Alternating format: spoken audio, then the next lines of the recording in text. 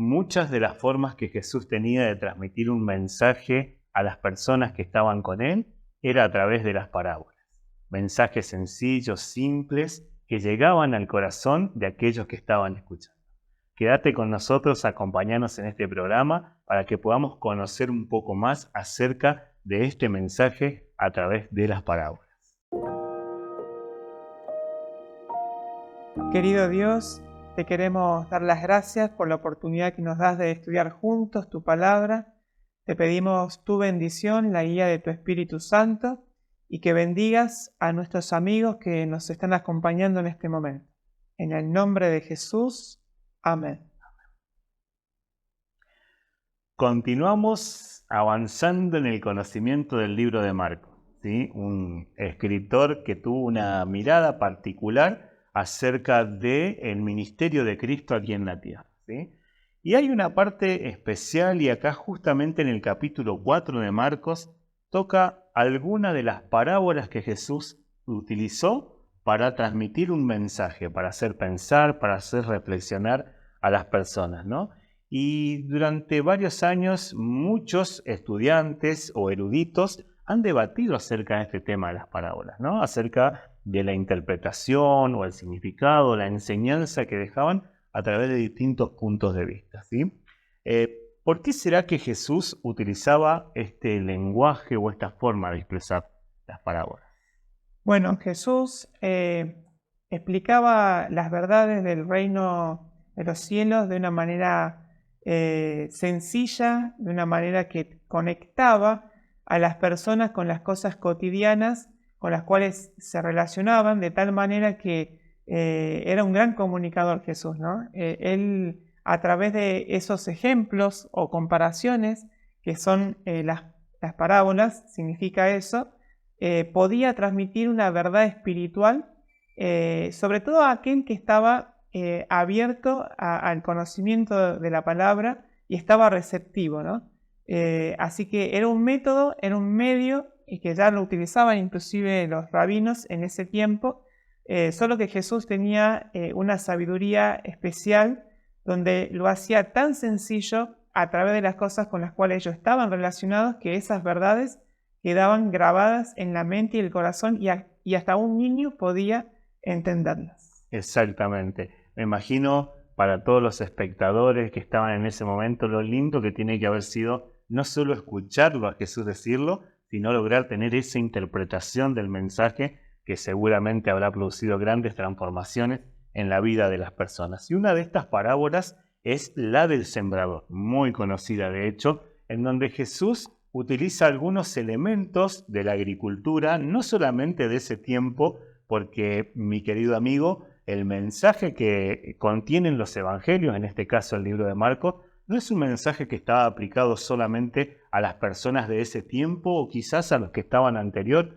a ese momento, sino que también la vida de Jesús está presentada desde un momento presente, ¿no? Un mensaje que tiene que ver con tu vida, con nuestra vida hoy, y que quiere tener el mismo resultado que tuvo en aquellas personas.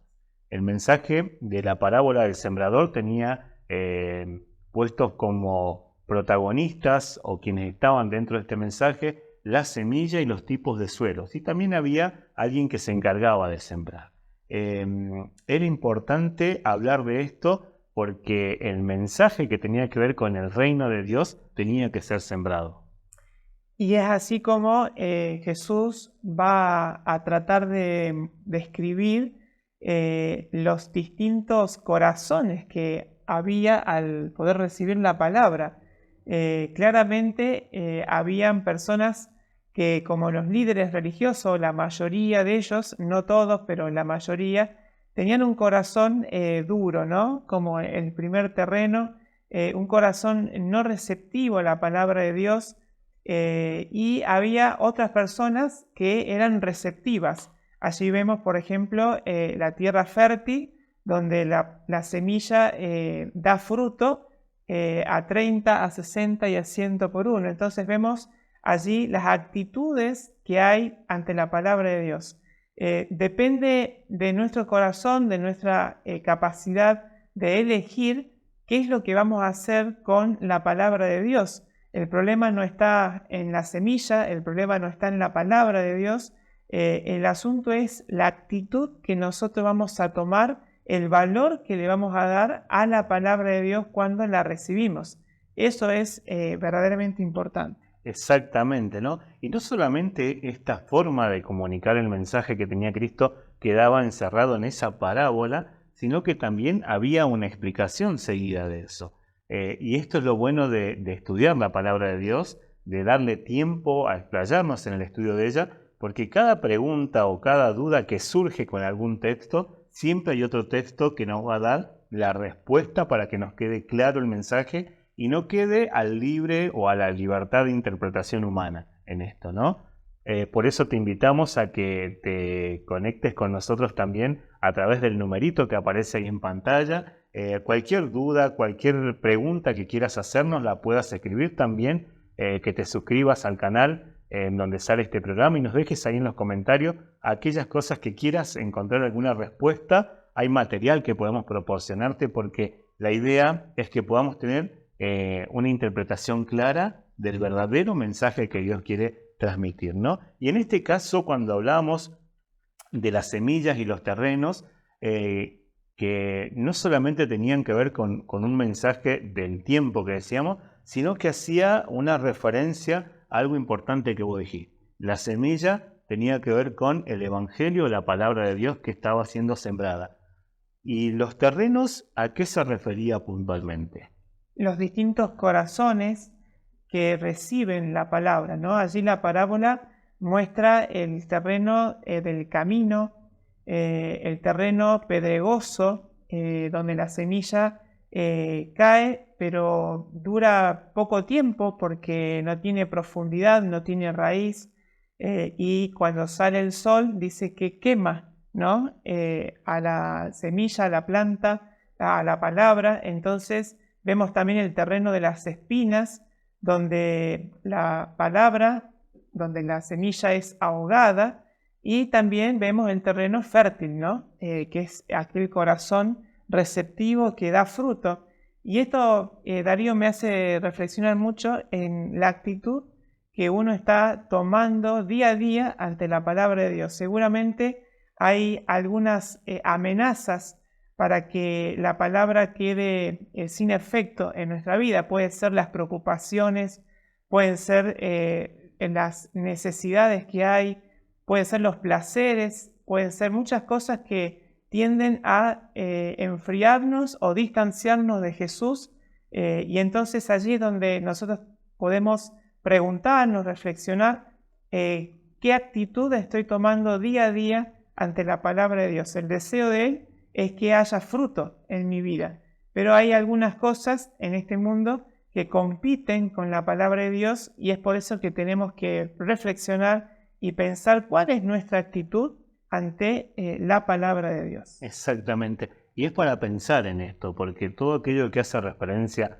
a las aves, a las espinas, a las piedras que hacían que esta semilla se perdiera o fuera arrebatada de alguna manera y no tuviera un buen crecimiento en un buen terreno, nos hace pensar al papel que juega el enemigo de Dios, al querer arrebatar el mensaje que Dios quiere traer a nuestra vida, lo que Dios nos quiere enseñar para que nuestra vida realmente sea buena, sea próspera. El enemigo busca lo contrario. Entonces, a tener muy en cuenta esto que acabas de decir, de qué cosas son las que me están apartando del verdadero conocimiento, no solamente en teoría, sino en práctica, a un estilo de vida semejante al que Cristo me está enseñando por palabra y por ejemplo también en eso, ¿no?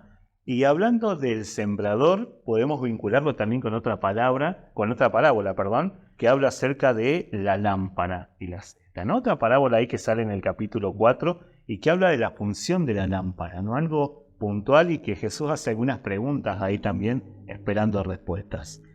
Es interesante ver que Jesús, al hacer esas preguntas, al tomar esta ilustración de la lámpara, la primera pregunta que hace espera un no como respuesta, ¿no?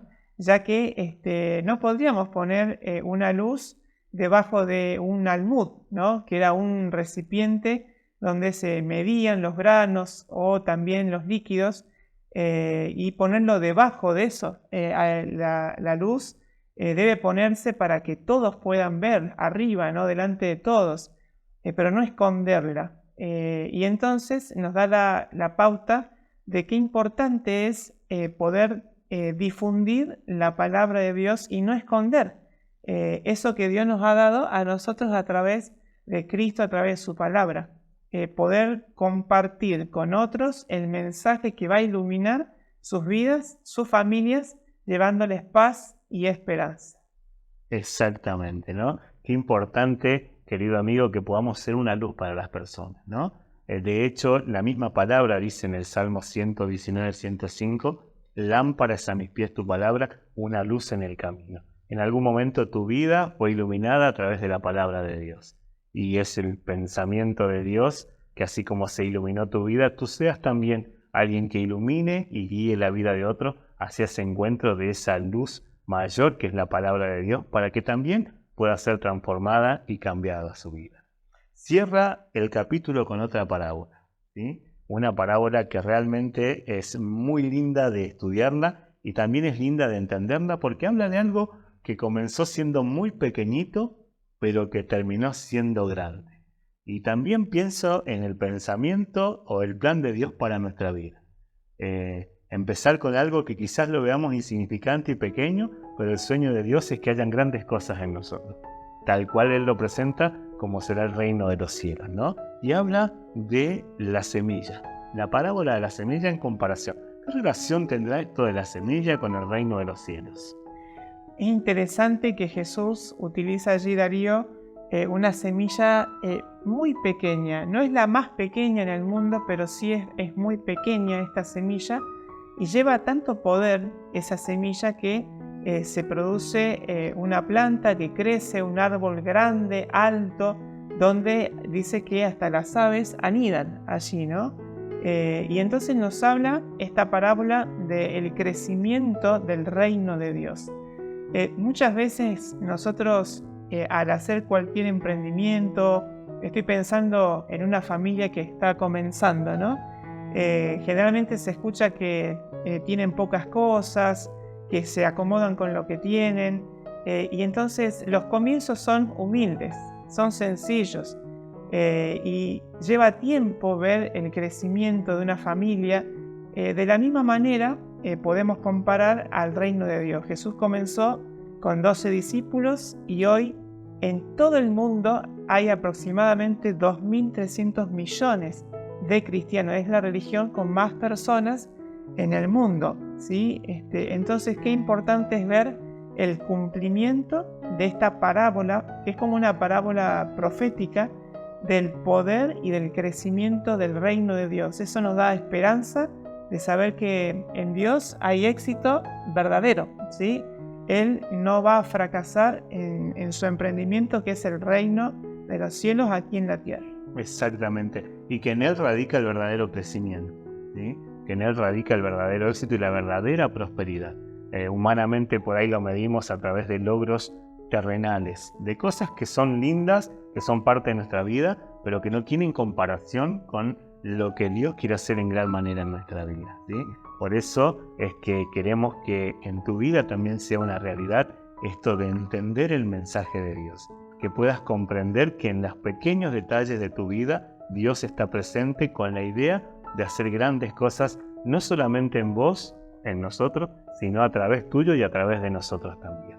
Que puedas abrazar cada día la palabra de Dios, que hagas de ella una guía para tu vida y que hagas de tu relación con Cristo una experiencia mayor, porque lo mismo que Él vivió, lo mismo que Él disfrutó y lo que va a cosechar, también quiere que sea una realidad en tu vida. Que Dios te bendiga y que siempre sea guiada tu vida hacia el encuentro con Él.